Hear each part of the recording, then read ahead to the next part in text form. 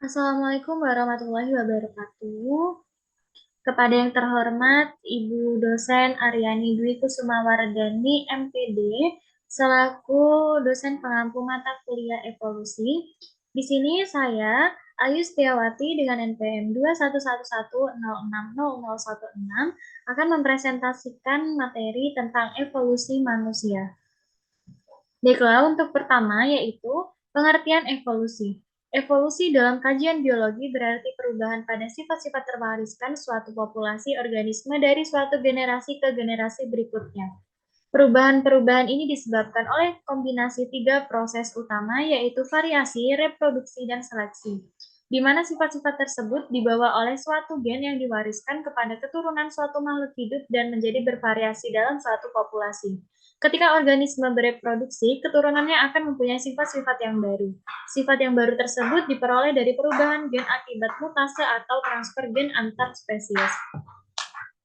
Teori evolusi yaitu berasal dari Yunani kuno, di mana pada masa Yunani kuno teori evolusi sudah dibahas oleh beberapa ilmuwan sebagai berikut. Yang pertama yaitu Thales pada tahun 600 sebelum Masehi, yang menyatakan air adalah induk asal-usul serta sumber adanya sesuatu. Yang kedua yaitu Anaximander, menyatakan makhluk hidup berasal dari lumpur yang dipanasi oleh sinar matahari. Yang ketiga yaitu Aristoteles, yaitu menyatakan bahwa makhluk hidup berasal dari benda mati atau abiogenesis. Yang keempat yaitu ada Herakleitus, menyatakan bahwa segala sesuatu dirubah menjadi bentuk baru. Hal tersebut menjadi tonggak sejarah perkembangan teori evolusi. Baiklah, kita akan masuk ke teori evolusi manusia intinya. Teori evolusi manusia, yaitu dibagi menjadi tiga, teori Darwin, yang kedua teori penciptaan, dan ketiga yaitu teori ilmu pengetahuan. Yang pertama yaitu teori Darwin. Teori Darwin dibukukan dalam The Origin of Species by Man of Nature Selection or the Preservation of Strength for Life. Pada akhirnya, dengan latar belakang tersebut, Darwin menerbitkan buku The Description of Man, di mana menurut Michael H. Hart, karya Darwin ini merupakan penyempurna teori evolusinya. Selanjutnya yaitu teori Darwin ini tidak pernah menyatakan ataupun mengungkapkan bahwa manusia berasal dari kera. Teorinya tersebut telah merebak di tengah masyarakat bersamaan dengan karyanya yang telah menyebar ke seluruh penjuru dunia. Di dalam stigma masyarakat bahwa teori evolusi merupakan teori yang menjelaskan mekanisme perubahan yang terjadi pada manusia yang berubah dari kera. Ketidaksepakatan terhadap teori evolusi tersebut melahirkan gagasan kreasionisme, teori penciptaan yang menjadi sebuah antitesis terhadap teori Darwin. Kata kreasionisme berasal dari bahasa Latin creation yang berarti penciptaan. Kreasionisme sebagai aliran teologi dan filsafat menyangkal sama sekali adanya evolusi atau hanya mengakui dalam arti horizontal antara jenis atau spesies. Tumbuhan atau binatang yang sama tetapi tidak dalam arti vertikal antara jenis-jenis yang berlainan apalagi dari binatang menuju manusia. Yang kedua yaitu teori penciptaan, di mana teori penciptaan ini beranggapan bahwa manusia ada karena ada penciptaan. Kemudian Allah menciptakan Hawa sebagai teman hidup Adam. Allah berpesan pada Adam dan Hawa untuk tidak mendekati salah satu buah di surga. Namun iblis menggoda mereka sehingga terjebaklah Adam dan Hawa dalam kondisi yang menakutkan. Allah menghukum Adam dan Hawa sehingga turun ke bumi. Berikutnya, yaitu teori ini menyatakan bahwa terdapat bukti bahwa manusia berasal dari kera. Bukti tersebut adalah satu, mata, dua, temuan fosil, dan ketiga yaitu sel. Teori ilmu pengetahuan menyatakan dan mengakui bahwa mata hanya dapat berfungsi jika tersusun sepenuhnya. Teori evolusi menyatakan bahwa manusia terjadi melalui proses secara bertahap, secara kebetulan, maka akan terjadi proses setengah jadi lalu jadi. Hal ini tidak bisa terjadi pada mata karena mata tersusun atas bagian yang sangat kompleks dan tak tersederhana. Oleh karena itu, teori evolusi dinyatakan runtuh. Dalam bukti fosil, dalam bukunya The Origin of Species, Darwin menulis, jika setiap spesies berasal dari spesies lain secara bertahap, mengapa di mana-mana kita tidak melihat bentuk transisi yang amat banyak, akan tetapi di kawasan antara yang mempunyai kondisi antar kehidupan, mengapa kita sekarang tidak menemukan jenis yang kemungkinan besar merupakan perantara? Selanjutnya yaitu pada sel. Menurut Darwin, manusia dan semua makhluk hidup berasal dari nenek moyang yang sama yang merupakan makhluk bersel satu. Makhluk bersel satu tersebut terus berenovasi hingga menjadi kera. Dari kera menjadi manusia dalam waktu yang sama. Selanjutnya yaitu dalam teori The Origin of Species oleh Charles Darwin, aneka spesies makhluk hidup tidak diciptakan secara terpisah oleh Tuhan, melainkan berasal dari nenek moyang yang sama dan menjadi beda satu sama lain akibat kondisi alam.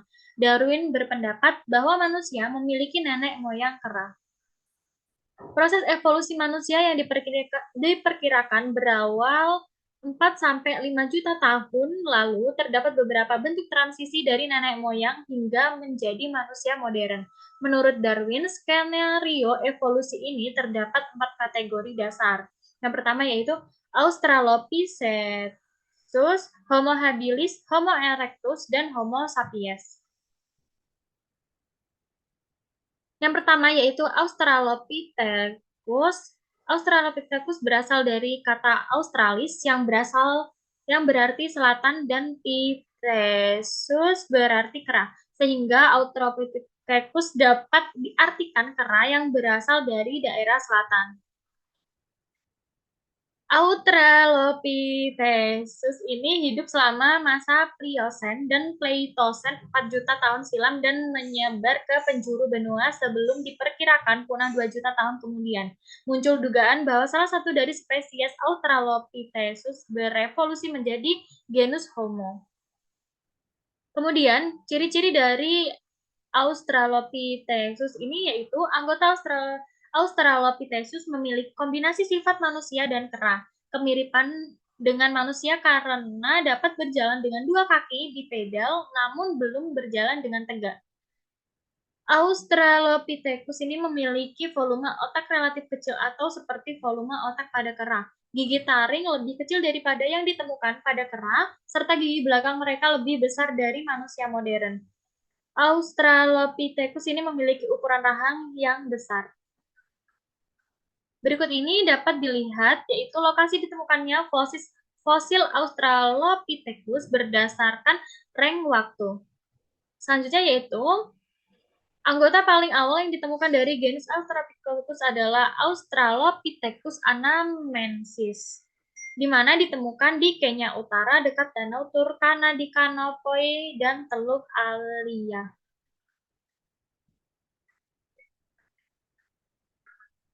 Selanjutnya yaitu berikut ini adalah gambar dari skeleton Lucy Australopithecus afarensis yang diperkirakan hidup 3,2 tahun lalu, ditemukan oleh antropologis Donald Johnson pada tahun 1974 di Hadar, Ethiopia.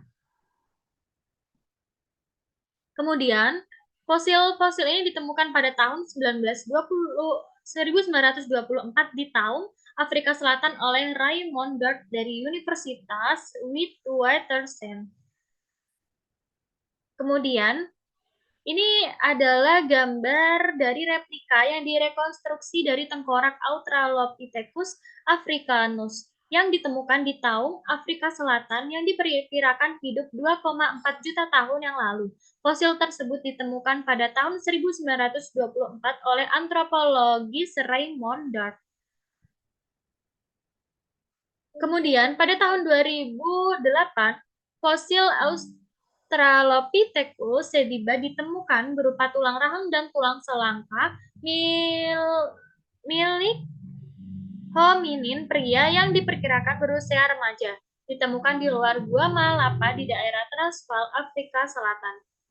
Temuan ini mengarah pada pemulihan 2 kerangka hominin parsial, seorang remaja yang terkait dengan seorang wanita dewasa dengan lengan dan tangan yang hampir lengkap. Usia spesimen diperkirakan hidup pada 1,8 juta sampai 2 juta tahun lalu. Australopithecus sediba diperkirakan memiliki tinggi badan pria sekitar 1,3 meter.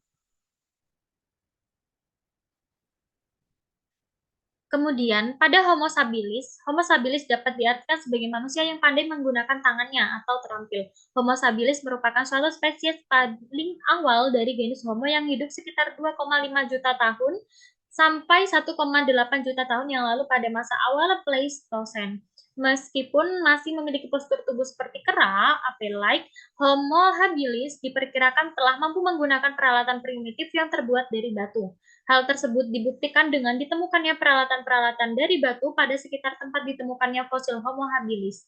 Homo habilis diperkirakan merupakan nenek moyang dari Homo ergaster yang kemudian menurunkan spesies lain yang memiliki postur tubuh seperti manusia, yaitu Homo erectus. Ciri-ciri dari Homo habilis ini yaitu masih memiliki postur tubuh seperti kera. Homo habilis memiliki cranial capacity kurang dari setengah kapasitas manusia modern. Memiliki tempurung otak yang relatif lebih besar dan wajah serta gigi yang lebih kecil dari Australopithecus atau spesies hominin yang lebih tua. Homo habilis masih mempertahankan beberapa fitur seperti kera termasuk lengan panjang dan wajah yang cukup prognatis. Lebih fleksibel dan mampu makan berbagai makanan termasuk beberapa makanan keras.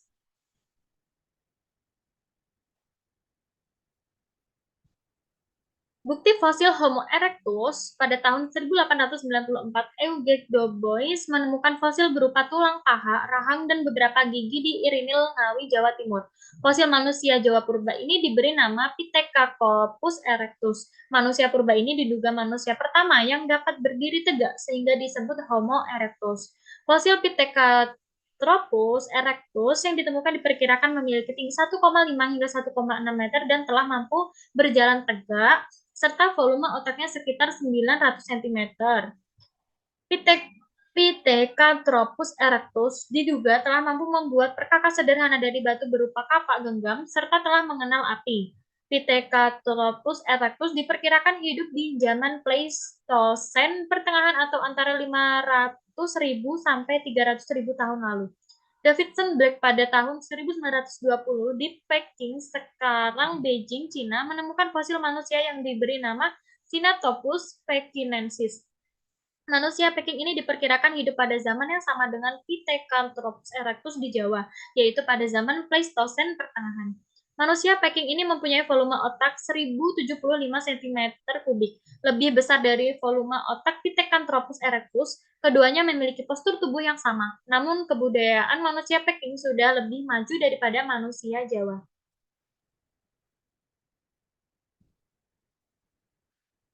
Fosil Homo sapiens di Indonesia ditemukan di Wajak, dekat Tulungagung oleh von Richthofen pada tahun 1889.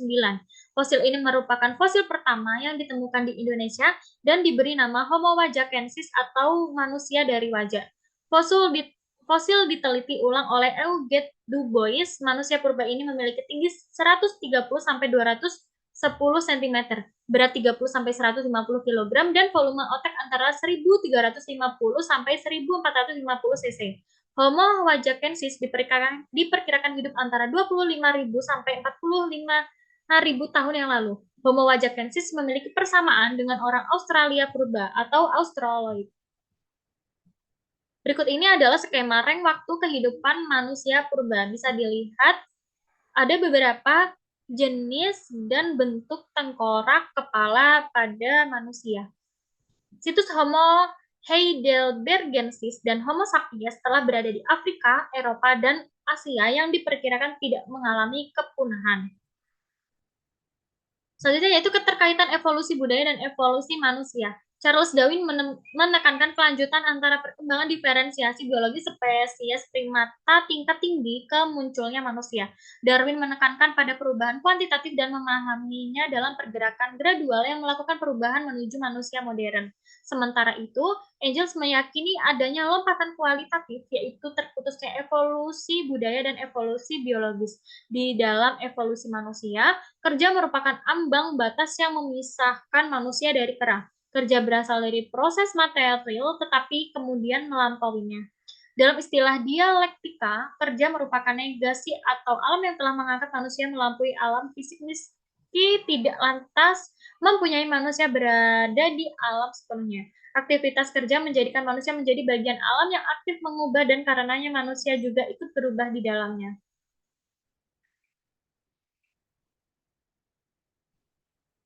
Selanjutnya yaitu Homo ergaster atau Homo erectus yang berevolusi pertama sekitar 1,8 juta tahun lalu dari salah satu populasi Australopithecus diyakini sudah mengembangkan kerja produktif melalui penggunaan perkakas. Mereka tidak lagi bergantung pada pepohonan di hutan sebagai tempat hidup, mereka sudah terpenuhi terestrial.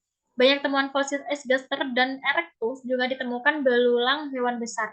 Meski belum ada bukti ada yang kuat adanya kegiatan pemburuan, namun dapat dipastikan bahwa Esgaster merupakan spesies tertua genus Homo yang mempunyai perkakas batu untuk memotong daging hewan besar. Kemungkinan besar mereka mendapatkan daging dan belulang hewan besar dengan memulung dari hewan besar yang mati. Satu yaitu metode riset genetika DNA. Para peneliti awalnya menggunakan metode riset genetika DNA dalam mitokondria. Mitokondria adalah struktur uni dalam sel yang berfungsi sebagai sumber energi atau baterai bagi sel untuk beraktivitas. Sejak dalam DNA inilah yang ditelusuri ke belakang untuk melacak garis keturunan nenek moyang lewat jalur perempuan. Setiap mitokondria memiliki sekitar 1.100 ciri yang bisa menjadi penanda asal manusia. Hasil analisis motif di dalam DNA menunjukkan spesies manusia modern pertama berasal dari kawasan sub-Sahara Afrika. Kedua yaitu pemeriksaan autosom. Penyelidikan asal-usul individu juga dilakukan lewat pemeriksaan autosom. Ini adalah bagian yang merupakan gabungan kromosom ayah dan ibu. Masing-masing ayah dan ibu juga memiliki separuh kromosom dari orang tua mereka. Jika dirunut dari ke belakang akan diketahui siapa leluhur mereka. Kemudian yaitu migrasi manusia modern ke Indonesia. Migrasi manusia modern ke Indonesia diketahui dalam 4 tahap waktu. Yang pertama yaitu gelombang migrasi 50 sampai 45 ribu tahun silam. Kedua, gelombang migrasi 35 sampai 16 ribu tahun silam. Gelombang migrasi 5.000 sampai 4.000 tahun silam. Dan gelombang migrasi 2.000 tahun yang lalu. Gelombang migrasi 50 sampai 45 ribu tahun silam, manusia modern masuk Indonesia lewat jalur darat selatan Asia. Kepulauan bagian barat Indonesia seperti Sumatera, Kalimantan, dan Jawa menyatu dengan daratan Asia. Paparan Sunda karena muka air laut rendah, Bali dan Lombok sudah dipisah selat dalam. Yang kedua yaitu gelombang migrasi 35 sampai 16 ribu tahun silam. Manusia dari darat Asia, terutama kawasan Indocina, masuk Indonesia lewat darat. Paparan Sunda masih ada, tapi muka air laut perlahan naik. Muka daratan Asia Tenggara saat ini sudah terbentuk sejak 8.000 tahun yang lalu. Yang ketiga yaitu gelombang migrasi 5.000 sampai 4.000 tahun silam. Kelompok dari rumpun bahasa Austronesia dari kawasan Cina Selatan dan Taiwan menyebar baik ke Indonesia Barat maupun Timur. Kemudian gelombang migrasi 2.000 tahun yang lalu, mulai abad ketiga hingga ke-13, kelompok Pro-Asiatik, India, Cina, dan Arab masuk Indonesia. Ada persebaran budaya Hindu, Buddha, dan kemudian Islam. Berikutlah paparan materi tentang evolusi manusia yang bisa saya sampaikan. Saya akhiri. Wassalamualaikum warahmatullahi wabarakatuh.